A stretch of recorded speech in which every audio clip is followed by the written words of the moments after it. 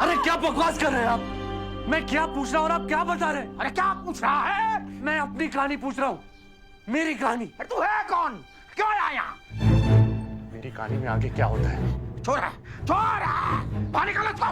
हट। आराम से बाबा, आराम। आगे क्या होता है? पर ये बताओ कि आगे क्या होगा। करियर के इस सवाल ने हमारी पूरी जनरेशन को एंग्जाइटी का मतलब समझा दिया है। अब करियर के इस चौराहे पर जहां कंफ्यूजन नाम का एक दोस्त मिल गया, और दोस्त भी ऐसा कि दोस्ती छोड़ने का नाम न ले, उदासी से भरी हुई वो आंखें और पंखे को ताकती हुई वो आंखें बार बार यही सवाल पूछती हैं कि जनाब आगे क्या होगा।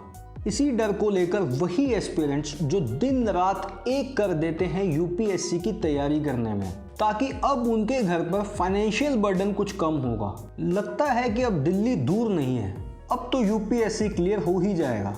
पर जब लास्ट अटेम्प्ट के अंदर आपके माँ बाप अपने खेत बेचने के बाद आपसे ये पूछें कि बेटा इस बार तो यूपीएससी हो जाएगा ना, अब अपने माँ बाप की संतुष्टि के लिए वो बच्चा कह तो देता है कि यूपीएससी क्लियर हो जाएगा, पर असल में यूपीएससी निकलेगा कि नहीं ये बात तो वो कैंडिडेट भी नहीं जानता। ज़रा पीछे मुड़कर देखता है तो अपनी ज़िंदगी के 14 साल की स्कूलिंग, 3 से 4 साल की कॉलेज लाइफ, 4 से 5 साल यूपीएससी की पढ़ाई करने के बाद जब उसकी उम्र 26 से 27 साल हो जाती है, तब ये नौकरी ना मिलने का प्रेशर उसको अंदर ही अंदर खाने लगता है, और टेंशन के मारे उसके बाल सफ़ेद और आंखों के नीचे डार्क सर्कल्स होने लग जाते हैं। क्योंकि सवाल आज भी वही है कि आगे क्या होगा। क्योंकि इतने साल पढ़ाई करने के बाद भी अगर आपके पास एक ढंग की नौकरी तक ना हो तो जनाब प्रॉब्लम काफ़ी सीरियस है। पर सवाल वही है कि क्या ये सभी एस्पिरेंट्स यूपीएससी निकाल भी पाएंगे, और क्या करियर के अंदर प्लान बी होना इम्पॉर्टेंट है। अब सवाल ये है कि एक टाइम के बेस्ट फ्रेंड्स आपस में बात करना क्यों छोड़ देते हैं। जब ये गैप नाम का शब्द इन दो लोगों के बीच में आता है तो ये उसको ठीक करने के लिए अपनी ईगोस को साइड में क्यों नहीं रखते। तो अगर आपको ये अपनी लाइफ की कहानी लग रही है तो एस्पिरेंट्स नाम की वेब सीरीज़ आपको डेफिनेटली देखनी चाहिए।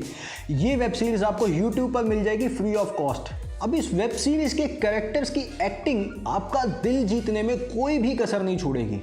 चाहे बात करें अभिलाष, जिनको आपने लास्ट टाइम टीवीएफ पिक्चर्स के अंदर देखा था, और इनकी एक्टिंग आपको अपने स्कूल या कॉलेज लाइफ की याद दिला देगी। गुरी और एसके का कैरेक्टर देखकर आपको डेफिनेटली लगने वाला है कि ऐसे लोग आपने अपनी ज़िंदगी में पहले भी देखे हैं। धैया जो गर्लफ्रेंड बन जाती है अभिलाष की, पर क्या ये लव स्टोरी शादी के फुल स्टॉप तक जा पाएगी या फिर इनके रिलेशनशिप का रिलेशनशिप हो जाएगा, ये आपको देखना पड़ेगा इस वेब सीरीज में। और संदीप भैया मतलब इतना ज़्यादा ऑथेंटिक काम किया इन्होंने कि इनकी परफॉर्मेंस देखने के बाद आप ताली बजाने से पीछे नहीं हटोगे।